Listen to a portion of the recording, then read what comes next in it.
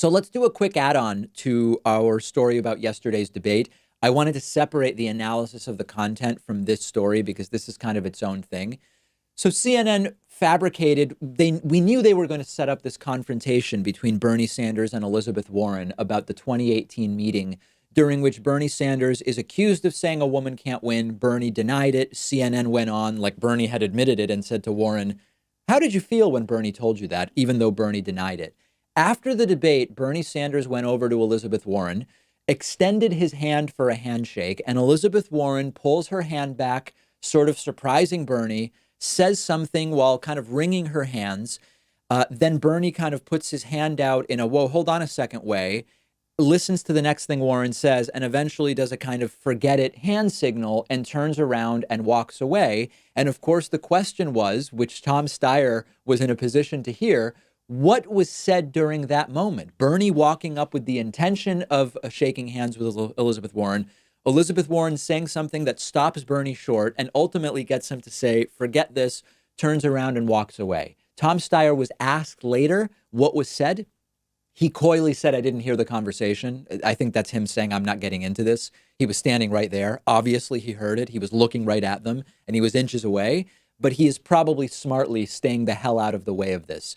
So this actually is getting ugly now. Now, we have to admit that there is ugly on both sides here, but it is not equal ugly. And I'm going to explain that. One of the things that was said for the last couple of days was that after Bernie got ugly with Warren, after Bernie sent supporters out to trash Warren, that Warren confirmed, alleged that Bernie said a woman can't win back in that meeting in 2018. Initially, when it was revealed that there were anti-Warren talking points being used by Bernie staffers, the Bernie campaign said these were rogue staffers. We did not authorize these talking points. That has fallen apart, and I would be doing something dishonest if I didn't tell you this. The Bernie Sanders camp has now confirmed that they were indeed using an anti-Warren script in multiple early states. And it's important because this is different than the initial story that was told. If it is untrue that Bernie said a woman can't win, it's disgustingly immoral to accuse him of that.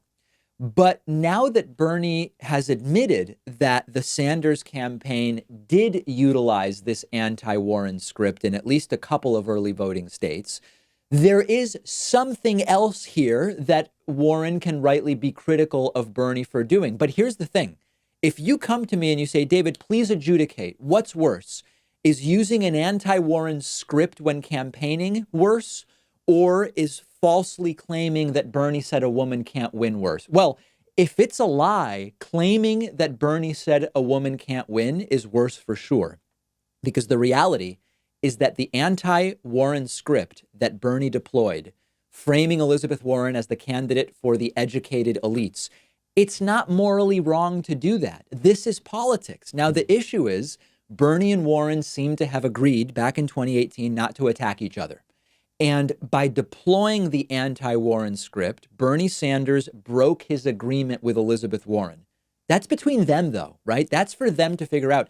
This is politics. Scripts that go after other candidates during phone banking and door knocking are used all the time. The issue for us to figure out, because our priority is removing Donald Trump, is whether any of this helps us do that. When Bernie Sanders uses a script that attacks Elizabeth Warren in early states, does that jeopardize the likelihood of removing Donald Trump if Bernie is not ultimately the nominee?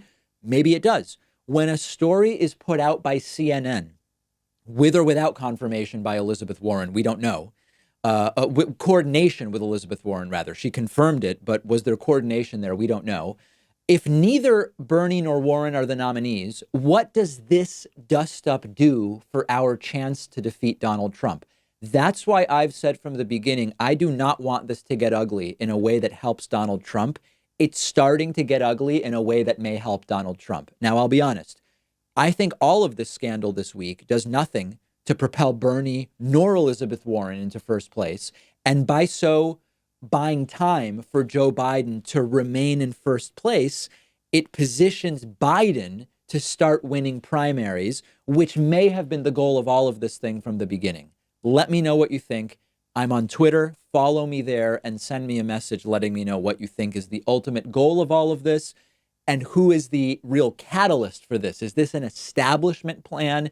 Is this a Warren establishment plan? Is it a Warren Biden plan?